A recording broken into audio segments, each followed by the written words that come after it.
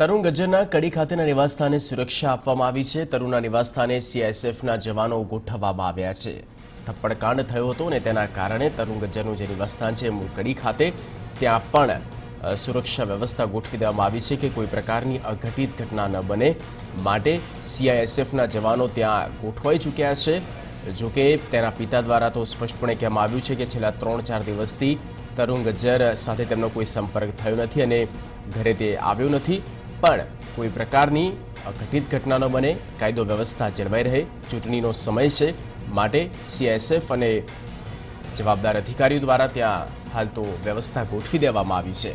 સચિન પાટીલ સંવાદદાતા ફોનલાઈન પર। સચિન, ચૂંટણી નજીક છે, માહોલ ન બગડે, કોઈ અઘટિત ઘટના ન બને તે માટે અગમચેતીના પગલાંના ભાગરૂપે સીઆઈએસએફના જવાનો ગોઠવાઈ ચૂક્યા છે કડી ખાતેના નિવાસસ્થાન પર। જગદીશ, જે પ્રકારે ચૂંટણીનો માહોલ ગરમાઈ રહ્યો છે અને જે પ્રકારે સમગ્ર ઘટનાઓ બની રહી છે, એવું લાગે છે કે ચૂંટણી પંચ માટે આ જે ઇલેક્શન છે, ઇલેક્શનને આખું કંટ્રોલ કરવું અને એની સ્થિતિને કંટ્રોલ કરવું કદાચ અઘરું ન બની રહે।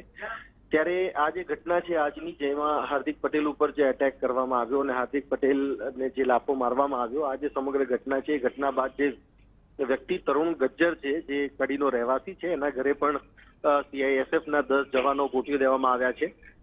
સ્વાભાવિક રીતે આ જે ઘટના છે, ઘટનાના કોઈ રિએક્શન ન આવે એ બાબતને લઈને પરિવારજનો જ્યારે એમના ઘરમાં રહેતા હોય ત્યારે એમને કોઈ પ્રકારનું નુકસાન ન થાય એ બાબતની તકેદારી પણ અત્યારે લેવામાં આવી રહી છે ને એના ભાગરૂપે જ જે બંદોબસ્ત છે, બંદોબસ્ત ત્યાં એમના ઘરે અને ઘરની બહાર ગોઠવવામાં આવ્યો છે।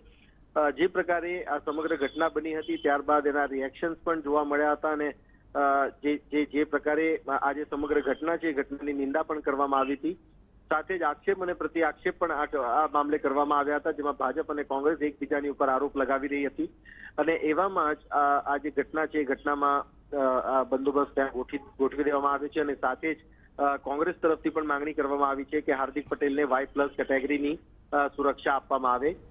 ત્યારે સ્વાભાવિક છે કે આ વખતની ચૂંટણી જે પ્રકારે ચૂંટણી પંચ માટે લાગી રહી છે કે પડકારજનક જરૂરથી બની રહેશે। જગદીશ, બિલકુલ સચિન, આભાર તમામ માહિતી અને પૂરી અપડેટ આપવા બદલ। તો સીઆઈએસએફના જવાનો તરુણ ગજ્જરના નિવાસસ્થાન કડી ખાતે ત્યાં સુરક્ષામાં જોતરાઈ ચૂક્યા છે। કોઈ પ્રકારની અઘટિત ઘટના ન બને તે માટે હાલ કાયદો વ્યવસ્થા જળવાઈ રહે તે માટે, લો એન્ડ ઓર્ડર જળવાઈ રહે તે માટે થઈને આ પ્રકારની વ્યવસ્થા ઊભી કરી દેવામાં આવી છે।